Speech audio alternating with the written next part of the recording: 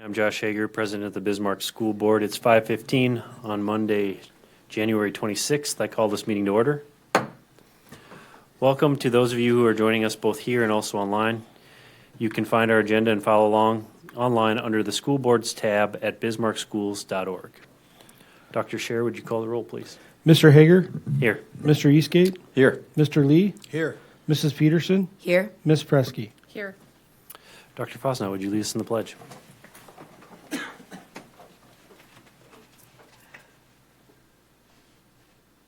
I pledge allegiance to the flag of the United States of America and to the republic for which it stands, one nation, under God, indivisible, with liberty and justice for all.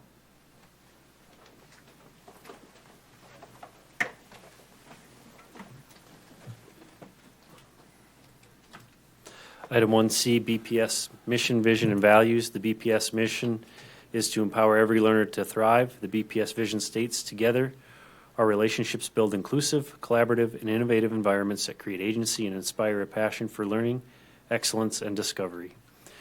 BPS values are inclusion, excellence, innovation, and leadership.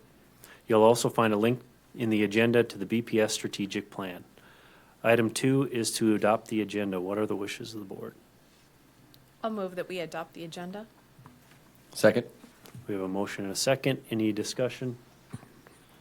Seeing none. Dr. Scher. Eastgate? Yes. Lee? Yes. Peterson? Yes. Presky? Yes. Hager? Yes. Item 3, focus on success. Impacts on Avid. Dr. Fosnau. Good afternoon, board members. Nice to see all of you. Tonight I'd like to welcome to the podium Alyssa Sautner, who is the BPS District AVID Director and Coordinator. I'm going to get those wrong, but Alyssa has been leading our AVID work not only as a teacher previously, but now taking on the district role, and we thought we'd have her showcase a little of the AVID work. So, hello, Alyssa. Want to grab the mic? There you go.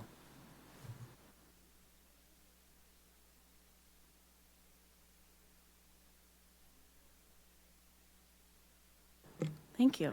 Yeah. Sorry about that.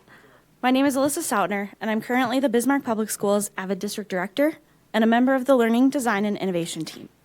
AVID stands for Advancement via Individual Determination. Back in the 1980s, a teacher in California believed that if students were willing to work hard, she could teach them the skills needed to be college and career ready. What started as her work in her classroom transformed into a systematic approach to increase college and career readiness for all students. AVID is now found in more than 7,400 schools nationwide, making a positive impact on K-12 students. AVID's framework is grounded in relational capacity and focuses both on what educators do and what students need. For 12 years, BPS has partnered with AVID to help students unlock their full potential. Through AVID, students not only rise above academic challenges, but also develop lifelong skills, like critical thinking, to prepare them for success in college, careers, and beyond. From a school-wide lens at both the elementary and secondary level, AVID is designed to enhance college and career readiness while focusing on instruction, systems, leadership, and culture. Teachers are provided role-specific training to equip them with research-based teaching practices that foster educational effectiveness in their classroom. At the heart of AVID, where it all started in 1980, is the AVID elective class. This elective is offered in grades 6 through 12 in all 6 of our BPS middle and high schools and serves roughly 13% of our secondary population. Supporting motivated students in the academic middle, the class builds essential skills in writing, inquiry, collaboration, organization, and reading to prepare students to tackle the rigors of advanced coursework. Students also grow in leadership skills, goal setting, and future exploration that includes both college and career pathways.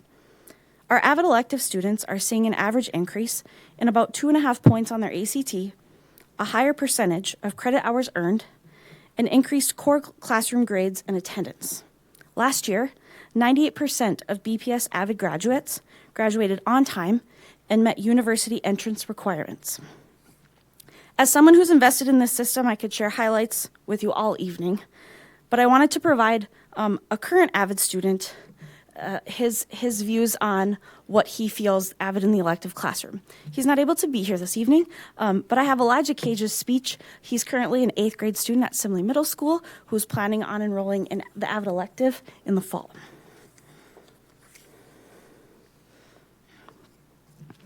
My name is Elijah Cage, and I'm here to tell you about how Avid has changed my life for the better. First off, this academic course has helped me to be more organized and responsible. It's also helped me be a more kind and mature person. I have my teachers, Ms. Soutner and Ms. Jolliffe, to thank for that, because when I first joined Avid, I was not the best behaved student. And then when I started to take the course seriously, I realized that if I want to stay, I have to get my act together.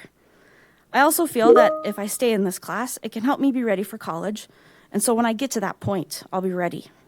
This class is also really good for becoming a better note taker, so you understand what you're doing. This has helped me a lot in my class that I have to take notes in, because now I can go back and look at them, I fully understand. Another way this class has helped me is by making me a better problem solver in and outside of school. I see this course can take me far in life as long as I stick with it and don't make excuses. I also feel this course can help me pursue any career choice in college. This class also helped me use writing, inquiry, collaboration, and organization, and reading, also known as Wicker, in all of my other classes. And I'm really glad I'm in this class. So that's how Avid has changed me as a person and a student. I'm so grateful for you letting me here to speak. I hope you have a good night.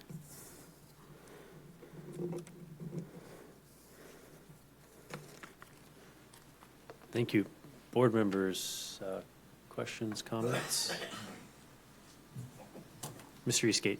Thanks, President Hager. Thanks so much for coming tonight and presenting. And please extend a thank you to your student just for sharing his time and thoughts that he put down.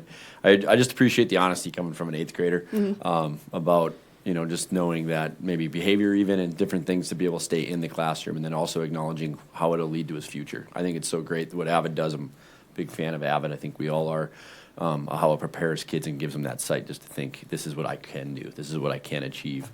And then also then giving them the skills to go with that. He mentioned learning how to take notes, which we could all probably use some help with that at times. And so, and then not make excuses. Like he mentioned that, I think, as well when you read what he shared. So thanks for what you're doing. Keep it up, and appreciate all the good work Absolutely. from you and all the other Avid educators. Thank you. Ms. Presky. Yes, thank you. The data of the growth from 2014 to 2025 is pretty great. Do you see that there's even more demand to grow more? I think so, where appropriate, right? We know that there's a lot of things coming at us every single year, and so being able to prioritize what do we feel is best for students, and then how can we use Avid to help us get there? Thank you. Mr. Lee. Thank you, President Hager. Thank you for the presentation. It was awesome, and I'm a parent of a daughter who went through Avid. I just wanted to attest that it's an incredible program. The note-taking section, I remember her going through that and explaining it to me. It's second to none. It's just amazing, and it changed her trajectory as a student. So thank you for the work you do, and thank you for the presentation. Thank you.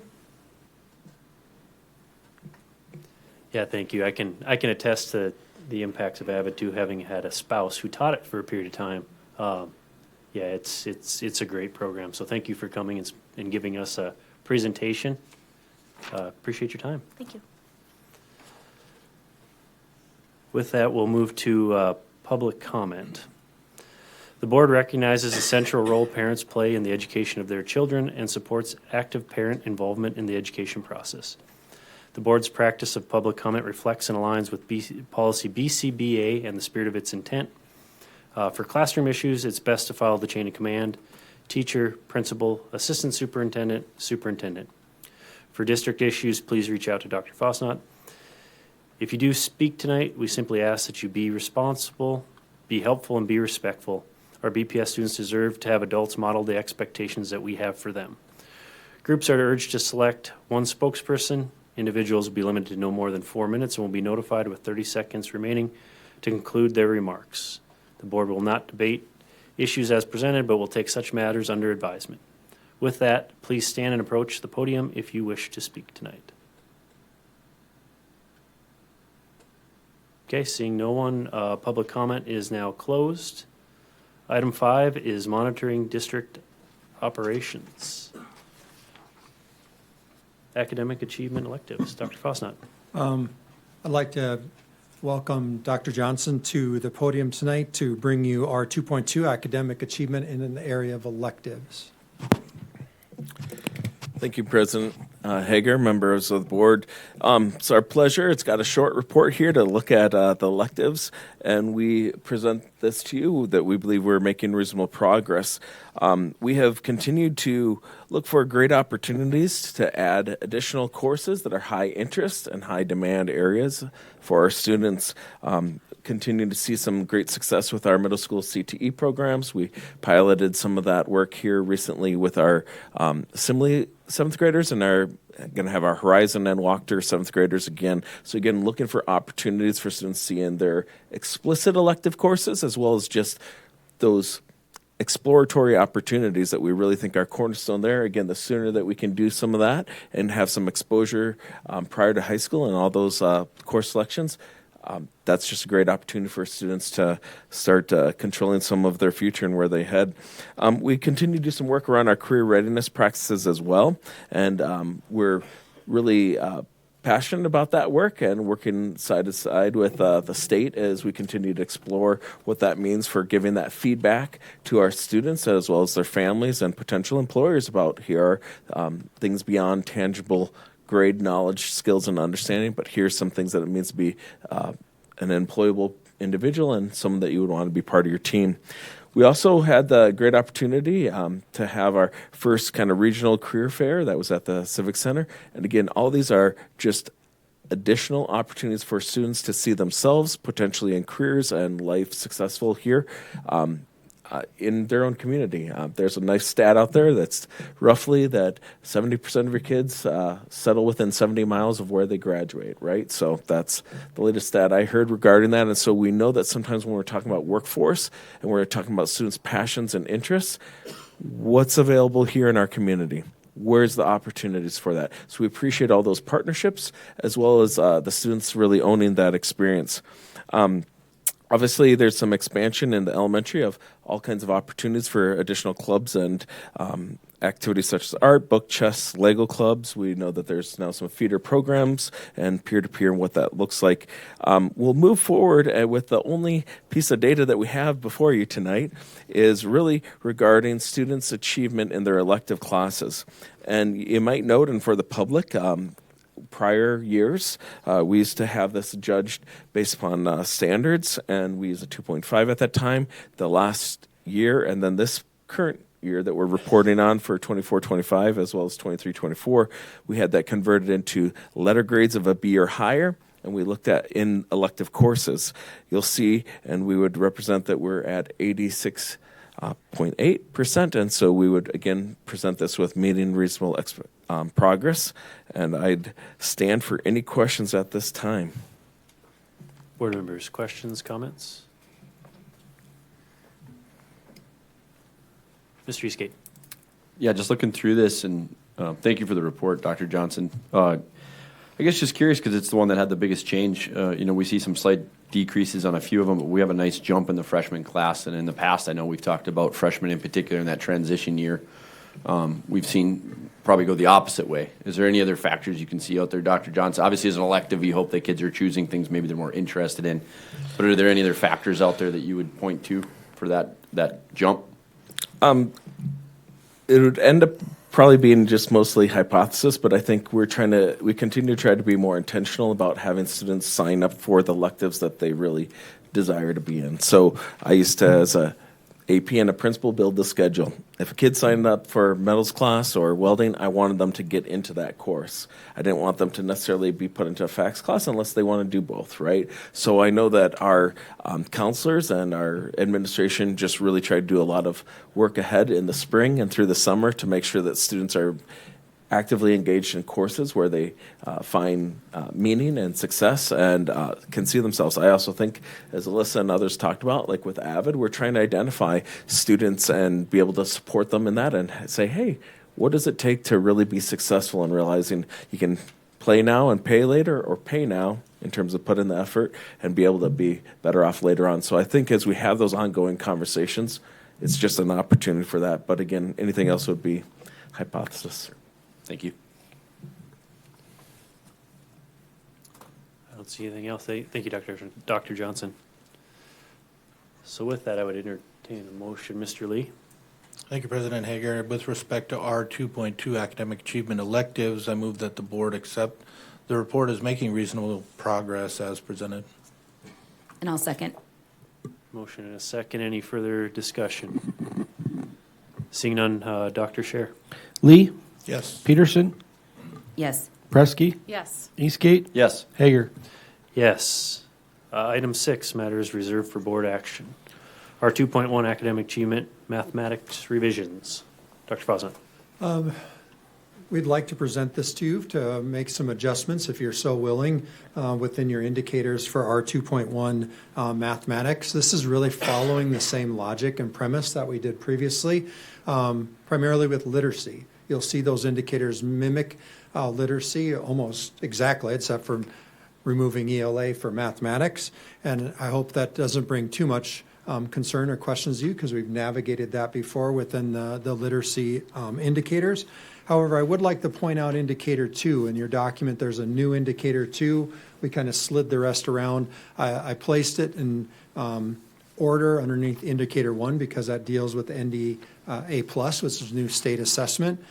So indicator 2 is really trying to mimic and follow what I see, what we see being recommended, or maybe not recommended, being put forth by DPI, particularly Mr. Stan Schauer, who runs or helped kind of coordinate testing and diagnostics for the department, and some testimony that he gave last summer in front of an interim committee dealing with special education funding. But during that presentation, he was talking about the state assessment, how we use it, how it aligns, how it really triangulates with other assessments, trying to help give some background to legislators.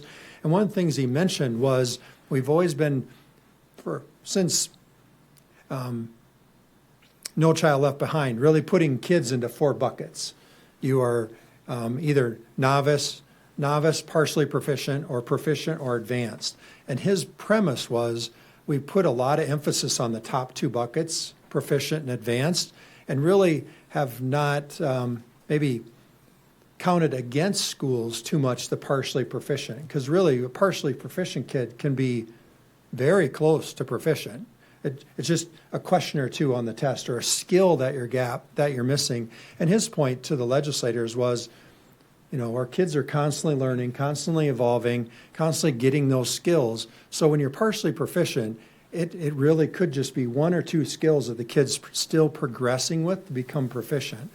His point to legislators was the gap we really should be focusing on as a state, his point to legislators, and I guess what I'm articulating to you is maybe we should be also not just looking as proficient and advanced, which is identified in your indicator 1, but in this new indicator is we really should be focusing on shrinking our novice, because novice kids are the ones who they're just farther away from that proficiency. It's not 1 or 2 skills, they're really lagging. We right now as a district have a lower, in the mathematics area, we have less kids in the novice area as compared to the state. But I think it was worthy of an indicator to say, let's focus on that area, which DPI is also focusing on. I think begin to put people's attention to the novice category, because I think it really reflects where the hard work needs to be done. Let's move those novices up the trajectory, and that should be where we're keeping an eye, you might say, keeping an eye on the prize. So I added that one if you're okay. Honestly, if you like that one, I'd probably bring it back to you with the others and revisions, because I think they're really worthy, particularly in literacy, keeping our eye on that. And the rest of the changes in this are very, again, reflective of what we've done in the past to make those changes in the other documents. So I'd just stand for any questions you might have. Board members, questions, comments? Okay. Seeing none, we'll bring this back for Yep. second. Reading next month. Okay. Okay. With that, I'd entertain a motion. Yeah, if you want to do it for first reading, that'd be great. Yep. I would move that we approve the revised coherent governance results indicators, R2.1 academic achievement mathematics as presented for first reading. Second. We have a motion and a second. Any further discussion? Seeing none, Dr. Scher. Peterson, Yes. Preskey, Yes. Eastgate, Yes. Lee, Yes. Hager. Yes. Item B, sale of certificate of indebtedness. I think tonight I'm going to take this one for Dr. Scher, but if you remember, we went out and we're selling bonds today to continue the project with our partnership with the Bowl Authority for track resurfacing and rebuilding and then turf installation at the bowl. So those bonds were sold today, and I'd like to introduce to the podium Mr. John Lundby. He is the Senior Vice President at Colliers to explain the sale and how we did today. Great, thank you very much. Good evening, President Hager, members of the board. My name is John Lundby with Colliers Securities right here in Bismarck, and I'm happy to be with you all here tonight to present the results of today's public sale that we conducted this morning for the district's State Aid Certificates of Indebtedness Series 2026, the bond issue. I'm pleased to report the sale went extremely well. The winning bid resulted in a true interest cost of 2.844% to the district on a 10-year maturity. These bonds are callable in 6 years or in 2032, and the final par amount of the issue is $2.2 million as shown, in the updated resolution. Today we saw a total of 11 bids come in from across the country, firms located in New York City, Minneapolis, Chicago, Dallas, Milwaukee, quite a few others. And what I mean is that it was an extremely strong response from the market with tight competition in amongst those 11 bids, and that's just a direct correlation to the strength of the school district. I've handed out copies of the credit report that were prepared for the issue, that were prepared by Moody's, the rating agency. They reaffirmed the district's existing rating of AA2. It's a very strong rating and something of which the board and the district should be very proud. Scott Wagner, as your bond counsel, has prepared the resolution before you tonight. With your approval, we'll move forward to finalize all documentation for a timely closing on Monday, February 9th. And just in closing, I'd like to say thank you on behalf of Colliers to the school board, to Darren and his staff. It's been simply wonderful working with them, and appreciate the opportunity to work with you all once again. It's been a great pleasure, and if there are any questions, I'd stand for those right now. Thank you, Mr. Lundby. Questions, comments, board members? Not seeing any. Thank you. Thank you very much. So with that, I would entertain a motion. Mr. President, I would move that we approve the resolution. Second. We have a motion and a second. Any further discussion? Seeing none, Dr. Scher. Preskey, Yes. Eastgate, Yes. Lee, Yes. Peterson, Yes. Hager. Yes. Item C, school visits. I know we've got a couple to report out. Mr. Lee, looks like you drew the short straw. Thank you, President Hager, for the short straw. I recently met with Principal Madler at Century High School, home of the Patriots, Roll Pats. All three of my kids went through there. My last one's a senior, so my brother also taught there for over 30 years. So just very familiar with the building. I'm up there all the time, as is Mr. Eastgate. So I had kind of a unique visit. Basically, just met with Principal Madler in his office and just wanted to talk about how things are going, things that he's proud of, and maybe for the future, kind of some of the things for the board to keep an eye on. So Principal Madler is especially proud of how his teachers have responded to a significant demographic shift at CHS, particularly with growth in English learner and special ed populations. Despite these changes, the school continues to perform at a high academic level, which he credits directly to the dedication and adaptability of his teachers. So over the past 15 years, and I thought this was really interesting, CHS has shifted from being 93% Caucasian to approximately 84% today. So that's since roughly 2010. And as diversity has increased, academic achievement has continued to grow alongside it. And he views that as a strength, which is really kind of a cool stat and something that's just great to hear. One thing that stood out to Principal Madler at CHS is the peer-to-peer program, and I'd give a shout out to Sarah Bohr, the amazing work that she does with that program. It's been fully embraced by the school community. There are currently 100 students participating, which is amazing to me, along with 14 highly competitive paid internships. So we talked a little bit about that, and by funding 4 interns, they can do that for the cost of 1 aide. So Principal Madler felt the program is able to extend its reach and impacts across the school, and it gives some kids on-the-job experience, which is really neat. Fine arts and extracurricular activities are also very strong at Century. Mr. Madler noted that when the Century Band performs, whether in a parade or in the gym, and I think most of us can attest to that, it consistently draws attention and pride from the community. And, right away you just think of those drums and the uniforms. It's pretty special.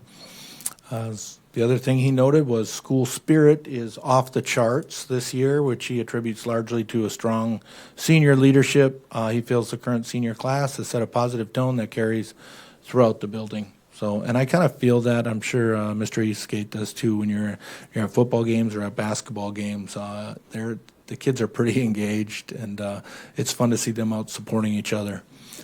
CHS continues to host the district's life education program. It's in the metal building just in back. I think it used to be Bump and Tilt. I used to go up there and hit up that arcade and play Donkey Kong, but just to the east of the school. So moving these students, it was really interesting, his take on it, but moving the students into a separate learning environment has been a really positive change in his mind. There's a strong synergy between the programs as students develop life skills while also contributing to the school through tasks like delivering meals to classrooms was one of his things he noted. So Principal Madler feels the highly structured routine supports both learning and the overall school environment, which was neat to see. So that's all students that have graduated from Legacy, Bismarck High, or Century. When they enter our Life Ed program, they're housed up there. So I kind of put him on the spot, and I asked him about the school's academic success that they've had, and he emphasized that the faculty truly believes in students' potential, and teachers push classroom rigor, and the combination of high expectations with engaged and competitive students makes a meaningful difference. We also discussed the physical needs of the building of CHS and the importance of equity with the district's other high schools. Of course, we've known all along the auditorium, it's kind of landlocked and we can't really add on to it, but we talked about through some possibilities maybe for the future of how they could repurpose that space and build a new auditorium. I don't know if that's going to happen or not, but it does remain a pressing need. And the most critical issue in his mind is the gym. And an additional bay like Legacy and Bismarck High have would create 4 teaching stations, and as enrollment approaches that 1,500 students, the school, he says, is going to need 64 course sections, but currently only has space for 48. So it creates some limitations driven entirely by the facility. Our conversation then led to, in a different direction, covered distance education. And he just kind of explained to me when a course is already offered in the building, he just feels students are generally much better served through in-person instruction. And there's a growing concern about students opting for distance ed instead of the in-person instruction they can get in the building. So courses that are offered in the building and kids still taking distance ed, which he feels is kind of a way to free up their schedule and skirt having to go to class in person. But he felt the learning of the material and the same depth and quality just isn't there in his experience. And the speed at which some students complete coursework raises some concerns about both learning time and outcomes. So something to keep an eye on. Overall, it was a great conversation. Principal Madler is clearly proud of his staff and the collective effort that makes Century High School a special place and a supportive place for students to learn and grow. So I just had a great visit. Thanks, Mr. Lee. Yeah, great report. Mr. Eastgate. Yeah, thanks, Mr. Lee. President Hager, thank you. I actually just had my school visit just this morning. So I was down at Jeanette Myery, home of the Mustangs, and had a chance to drive in there. I've been to Myery before, as if I think everybody else here at the table, but as you know, it can be difficult finding the entrance sometimes down at Jeanette Myery. I want to make sure I mention that. We'll talk about it again in a little bit, but I know where I'm going. I found my way. And I was able to get a parking spot pretty close, which was pretty sweet. Somebody must have just left. And I was able to head into Jeanette Myery. Safe entrance, like all of our schools, a buzz in. They let me in. I had a chance to come in. So Ms. Herman met me there, and we sat down. We did a little combination of both meeting, a little touring, and then meeting again because they had a special surprise for me, which is always fun. So we sat down, and we just started discussing a little bit of some of the demographic of Jeanette Myery and some of the different statistics. Having been in Bismarck my whole life and knowing quite a bit about Bismarck Public Schools, there's some numbers that get up there and we look at them and there's statistics, right? And there's some tough stuff that can go on sometimes in our schools, and I don't want to spend a ton of time because behind those statistics those are kids and those are people.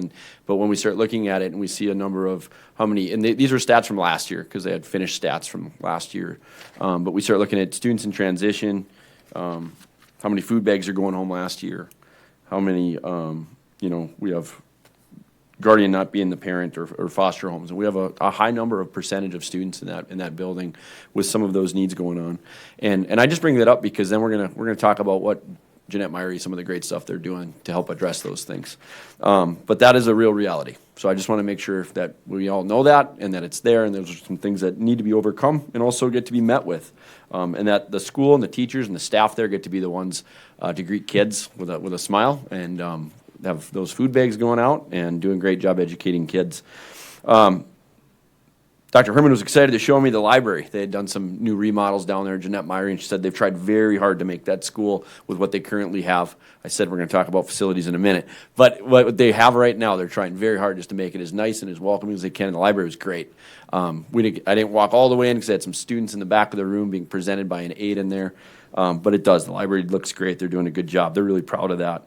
They were able to get some new desks. I'd like to point out that Myery has, I think it's 25%, Mr. Barnhart's behind me, but 25% of the students qualify for, would be title students. And so Jeanette Myery is heavy on title funding. We get a lot of federal funding there. That's an important part of some of the funding structure. Am I right on that, Brad? It's probably a little higher. It's a little higher now, okay. Sorry, it's a lot higher I'm seeing people point up, so it's a lot higher. Bad percentages, math was not my major.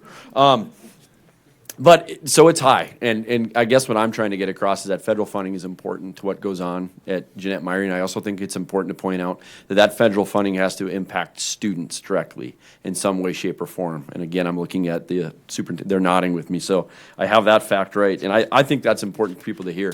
Is that when we talk about title money coming into our schools, that it is going directly to students and what's going on with their education and their care.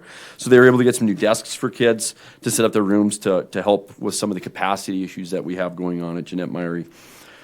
There's a number of awesome classrooms, different wings going on. There's 2 sections of BSEP also at Jeanette Myery. So it's very full. They were having to do indoor recess today. It's been cold out, newsflash. So, every teacher I saw, I'm just like, God bless you. I just wanted them to know because indoor recess after, I'm sure they had to do some of it last week as well, those get to be long days, right? And for teachers too, for the kids and for the teachers. So we talked through just some of the behavior stuff that goes on too. They have 21 aides. They have a school psych that's there for 3.5 days. They share that school psych with Silver Ranch. They have 1 full-time counselor, and then they have some title instructional aides, 1 full-time academic, 1 behavior, and 1 that's a split between academic and behavior, helping out in our different classrooms.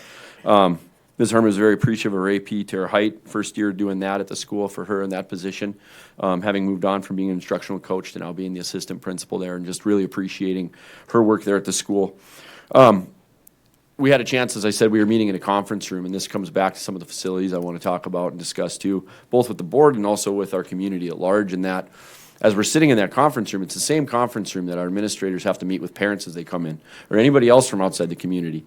And right through the walls there, you can hear, unfortunately, they had a student going on with some pretty severe behavior things going on. Loud yelling and screaming right through the wall. And if I'm not there for that student and I'm there for a different meeting, I can't imagine being the principal and trying to keep things at task and to get something done. I'm okay with it because I I knew what was going on. And so, but I also just said that these are some of the things, as we know that Jeanette Myrie has been one of the 4, and now we've added to probably 5 elementaries that in particular are very high on our priority list. We've had a number of long-range facilities conversations over this whole last year. They're ongoing. And, with operational excellence portfolio, we continue to talk about these things. And so it needs to continue to get brought up because there are space issues. I already alluded to the parking lot. They need a formal entrance at that school. She did say how appreciative she was of both Mr. Barnhart and Dr. Scher for listening on some of the safety stuff. And they've enclosed the fence over there at Jeanette Myrie and just made it so it's a little bit better as far as any transient traffic coming in and out around the school. She did say she would love to see more safety things continue to get put in there, even for teachers that maybe want to come in on the weekend or in the evenings at times, just to continue to make our school should be safe places for our educators as well as for our kids during our daylight hours. So just a couple of those long-term facility things. We just need more room for our kids is part of the thing as well. We took a break from our meeting in the middle because the 4th graders had assembled, and I don't know how they did it so quietly because we hadn't heard them. They had a knock on the door. But all the 4th graders had assembled sitting down right outside the conference room. And that was Miss Jelmstead, Miss Walls, and Miss Clark's class. They also had Jen Bean, who was the L teacher out there, and some aides as well. I didn't get everybody's name, but they were all out there. And all these kids were assembled. And as you all have, I'm sure, have had a chance to spin the wheel to see what house you're in. I've already done that because I've visited this school before, so I'm Team Ohana. But in this case, they were having me spin to then find out some bonus points because every month they do a surprise field trip, right? We've heard about this. We've talked about it a little bit, but it was fun. I had a chance to do some Q&A with the kids, and it was really great because they are all in all the different houses. So, I got different cheerleaders for every different name up there, and I let them know. We talked about Wheel of Fortune for a little bit because I'm a big fan.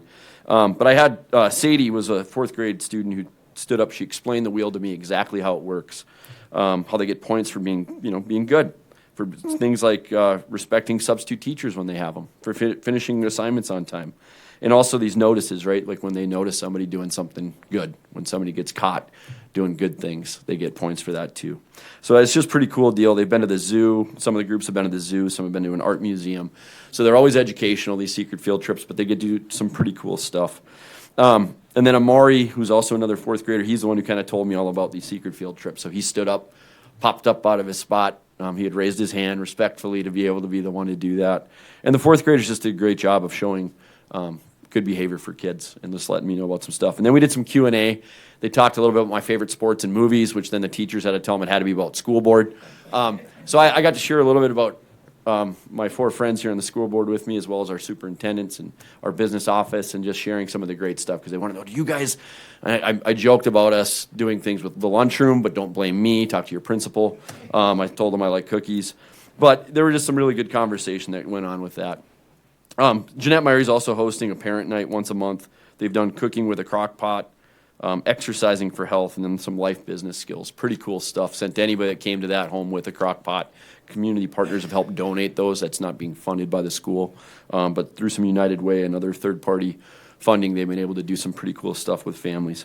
Of course, we couldn't get out of there without talking about bell times and busing, my 2 favorite topics of 25, 26. The bell times have actually been really good for the educators there in particular. They said they've really enjoyed it, actually. They've seen tardies go up a little bit, but they couldn't necessarily pinpoint that on bell times. A lot of these cases, there were some students that were continually maybe more tardy than others, but there was a slight uptick. Busing is not, nor has it ever been necessarily an issue at Jeanette Myrie. They said they have 1 bus, and it's continued to be good and on time. So biggest things, worry about title funds, making sure that those are continuing to come. I think it's important that people know that those are important.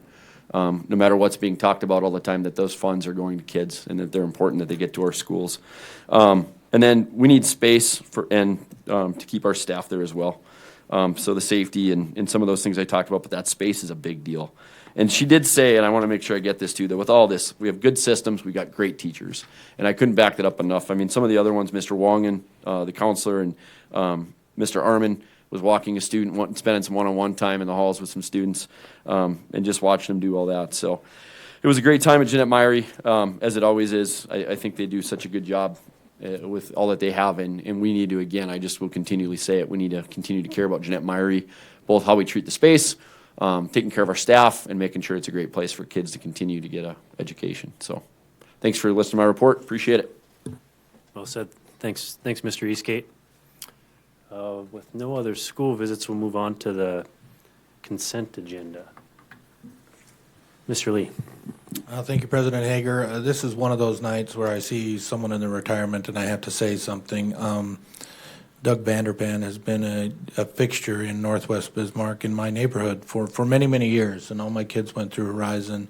Phenomenal guy. I have him at the top of the top. He's just the best, and I just want to wish him the best in retirement. And with that, I would move that we accept the consent agenda.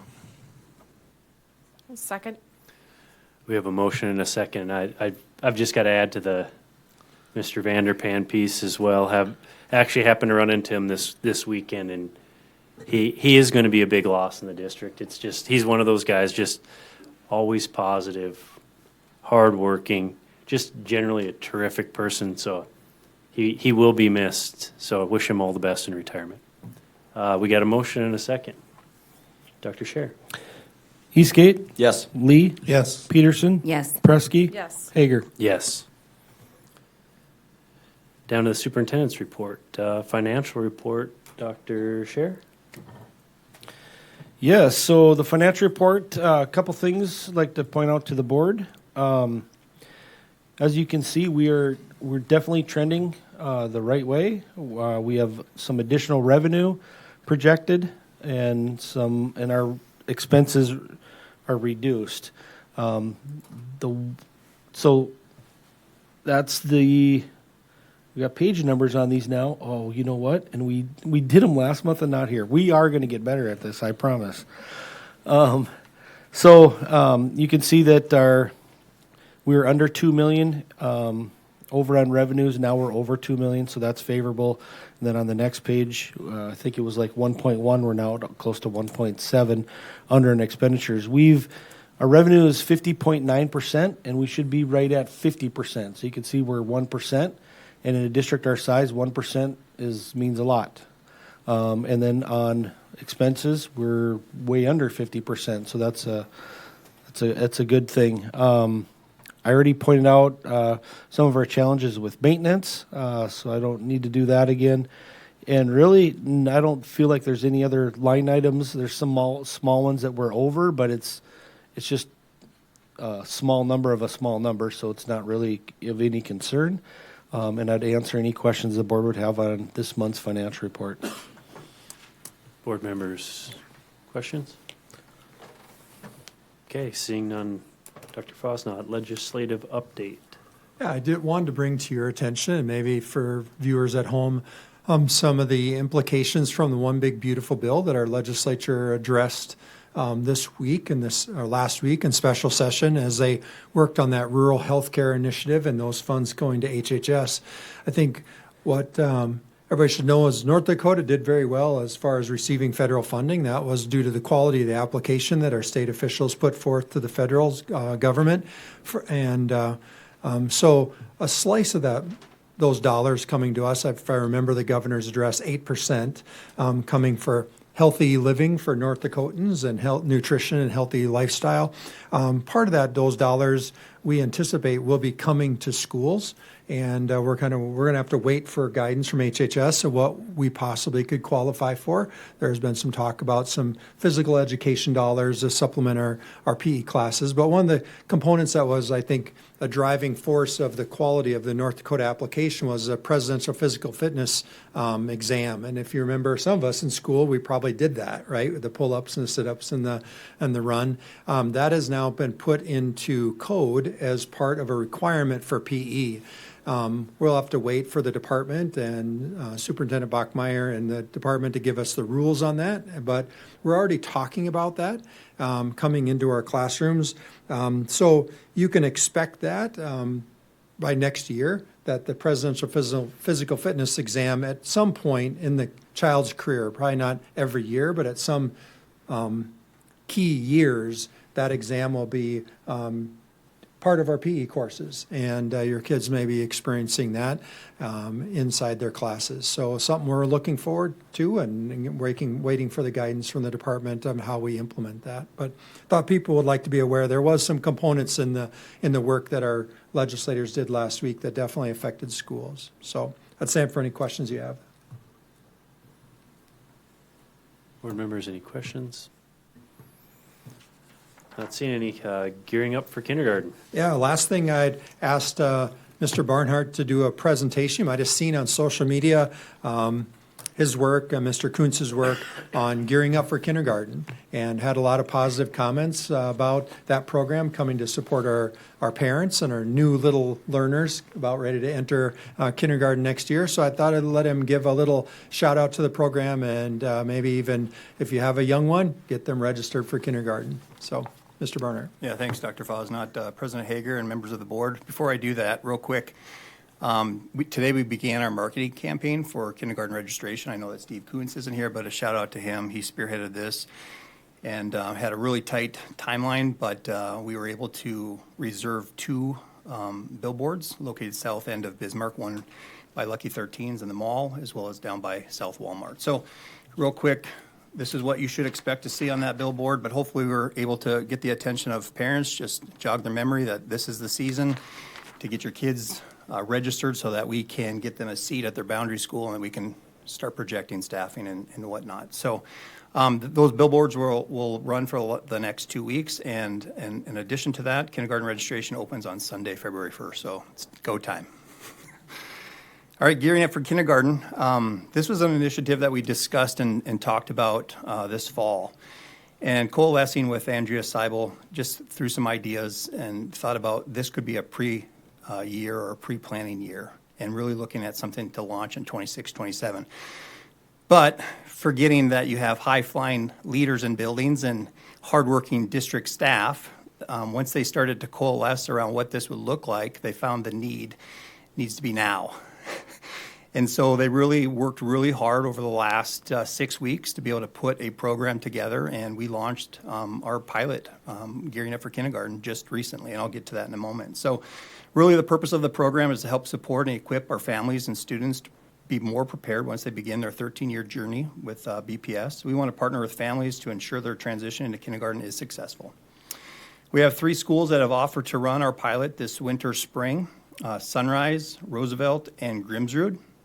And just last Thursday night, we opened the doors up at Sunrise, and we had 41 registrations. I thought that was remarkable. Team felt that it was a great turnout with lots of information that was provided to parents, including what's needed for registration, as well as the first session was based on what to expect in kindergarten. Additional sessions will be scheduled throughout April at those 3 schools as well. In totality, there'll be 4 sessions at each school. Those sessions, Session 1, as I already mentioned, what to expect in kindergarten. Session 2, play, talk, and learn. Session 3, explore and empower. And then Session 4, friendships and feelings. And really it's a collaboration amongst many staff within the district, leaders, district staff. We have partnerships with the University of Mary, OT, PT programs. It's phenomenal to be able to sit back and see the work that they put together over just the last couple weeks. For those listening at home, if I can get the person in the back just to show my screen real quick. If you go back to the home page on our BPS homepage, if you scroll down, you'll see this banner for kindergarten, Gearing Up for Kindergarten.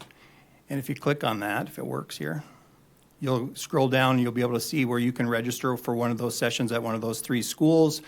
We tried to provide different time options, whether it's evenings, mid-afternoon. Hopefully that we can meet the needs of most of our stakeholders.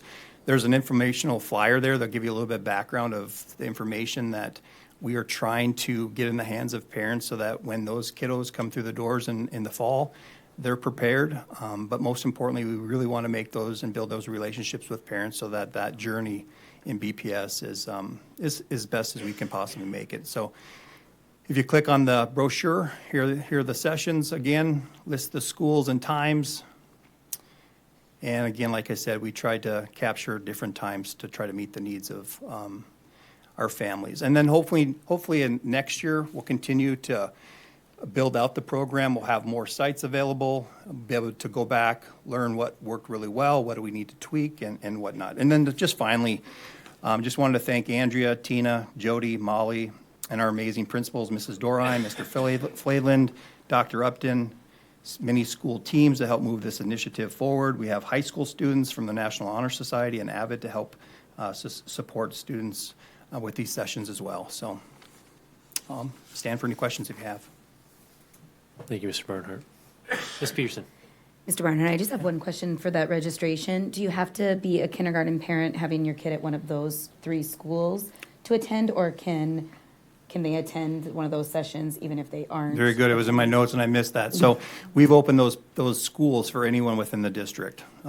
We're hoping that we can build this out so we can make it more personable with the school that you will be attending for the previous year, but we just haven't got there yet. So if a time works and a date works and it's at the other side of town, you're free to come and attend. Yep. Thank you. It sounds like a great program. Excited to see people take advantage of it. Yeah, thank you, Mr. Barnhart. It's nice to see that mic works back there too. It's been a while. Well, with that, all agenda items have been considered. I declare this meeting adjourned.